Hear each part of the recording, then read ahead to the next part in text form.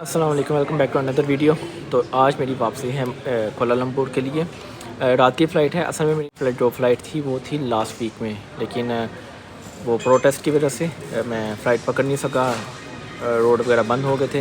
ابھی میں ٹریول کر رہا ہوں، میرے ساتھ نا میرے دو اسٹوڈنٹ ہیں، وہ اسٹوڈنٹ ذرا باہر بیٹھے ہوئے ہیں، میں کہا ذرا پیچھے جا کے نا ذرا ولاگ وغیرہ شروع کر لوں۔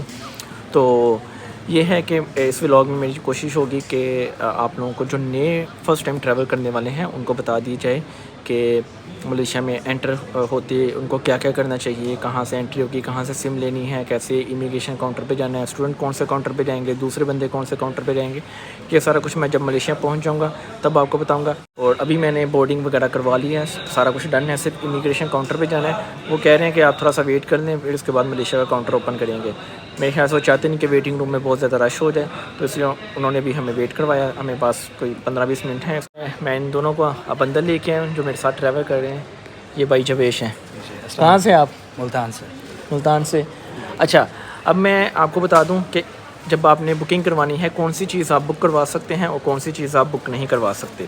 فار ایگزامپل یہ میرے پاس پاور بینک ہے۔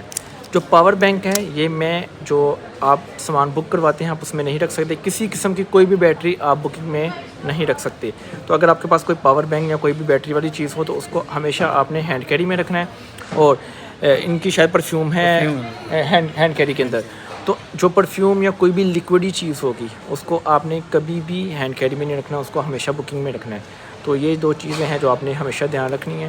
اور ایک اور میرے ساتھ بھائی موجود ہیں، ان کی ایج ہے کتنی یہ پوچھتے ہیں ان سے؟ 17 ایج ہے۔ 17 ہو گئی ہے؟ یس۔ آپ تو انڈر ایج ہے، تو آپ کیسے جا سکتے ہو؟ میں اسٹڈی ویزے پہ جا رہا ہوں۔ اجازت مل گئی ہے گھر والوں سے؟ یس۔ ابا جی وہاں پہ ہوتے ہیں اس لیے؟ اچھا، مذاق کرو، مجھے پتہ ہے، ظاہر ہے میں نے اس کا کام کروایا تو مجھے ہر چیز کا پتہ ہے۔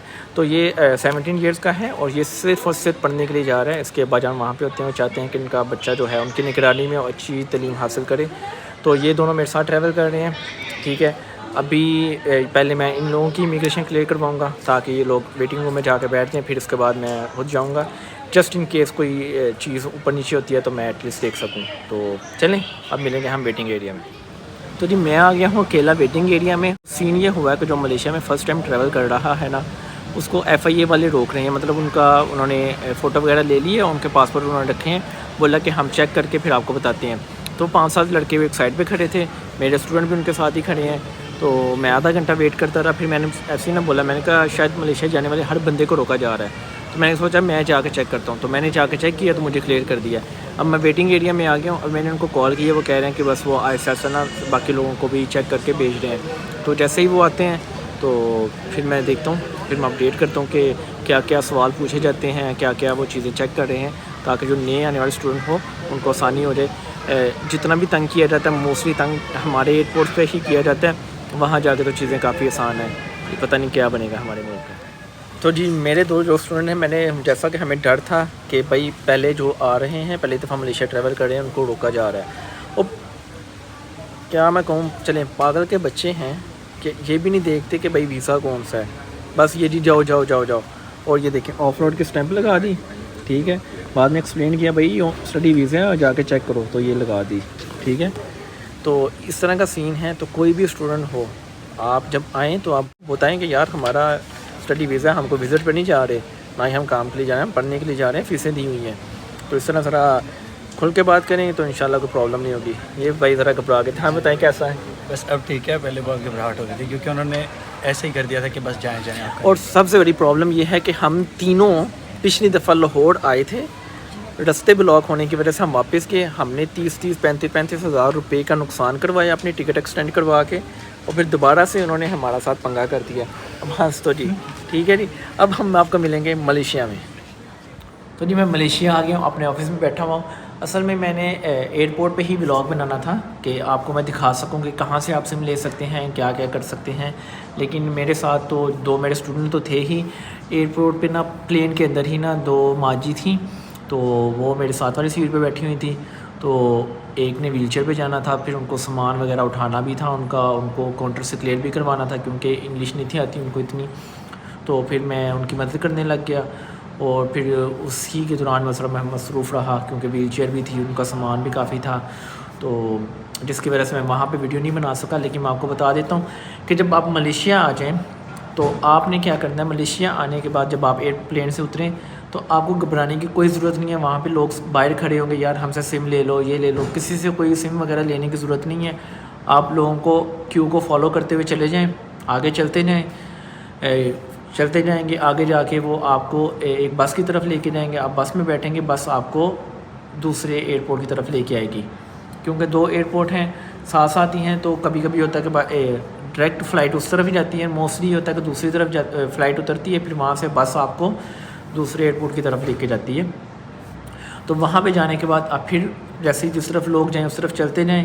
امیگریشن کے کاؤنٹر آنے سے پہلے، ٹھیک ہے، رائٹ سائڈ پہ آپ دیکھیں گے 3 وہاں پہ نا کاؤنٹر بنے ہوں گے سم سیل کرنے والے. تو آپ ان سے جا کے بات کریں ان سے کہ میں نے آپ اسٹوڈنٹ ویزا میں کس طرح آپ بولے کہ مجھے 1 منتھ کا پیکیج کر دیں. اور وہیں پہ آپ اپنا وائی فائی وغیرہ بھی کنیکٹ کر سکتے ہیں.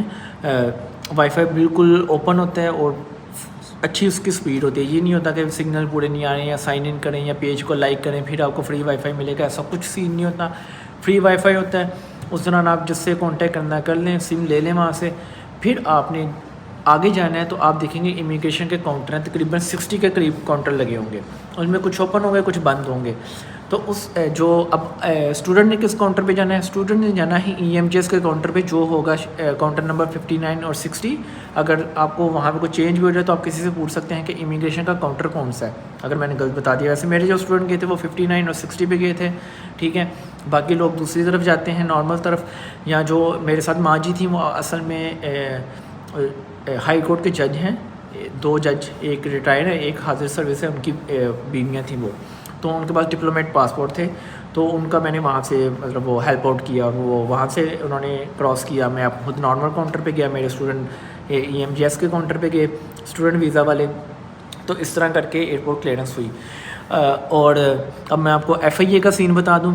تو FIA نے جو میرے اسٹوڈنٹ کو آف لوڈ کیا تھا وہ اس وجہ سے کیا تھا کہ وہ پیسے بنانا چاہتے تھے. کیونکہ انہوں نے یہ میرے 2 تو اسٹوڈنٹ کلیئر ہو گئے تھے، اور بھی کچھ لوگ تھے جو وزٹ پہ تھے اور ان کو انہوں نے وہیں پہ آف لوڈ کیا تھا پاکستان میں. اور لاسٹ منٹ پہ انہوں نے بھائی ان سے 25 ہزار پہ لے کے ان کو دوبارہ سے مطلب وہ اسٹیمپ لگا کے ان کو چڑھا دیا تھا. تو یہ حال ہے ہمارے ملک کا. میں نہیں کہہ رہا کہ ملیشیا کے حالات بہت اچھے ہیں یا اوورسیز حالات بہت اچھے ہیں، اوورسیز بھی حالات برے ہیں، ٹھیک ہے. لیکن ہمارے ملک میں تو کیا ہی کہیں، اوورسیز حالات برے ہیں ہم لوگوں کے لیے جو فارنرز ہیں. ایٹ لیسٹ ان کے لوکل لوگوں کے لیے حالات اچھے ہیں، لیکن ہمارے ملک میں تو ہمارے لیے حالات اچھے نہیں ہیں. اور میں حیران ہوں کہ کوئی دیکھنے والا ہی نہیں ہے. اصل میں کس نے دیکھنا ہے؟ زیر داخلہ محسن نقوی صاحب خود فارم 47 کی پیداوار ہیں، تو ان لوگوں نے کیا ہی بھلا کر دینا، یا آپ کس سے شکایت کریں گے. اینی وے یہ تھی ایک ویڈیو. امید ہے کہ کچھ نہ کچھ آپ کو ہیلپ ملی ہوگی.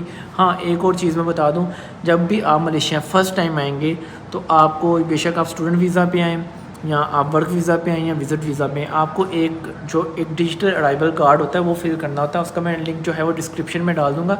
وہ آپ فل کر سکتے ہیں اپنے ٹریول سے 2 دن پہلے، ٹھیک ہے. اور اس کو کہتے ہیں MDEC، ٹھیک ہے، ملیشین ڈیجیٹل ارائیول کارڈ.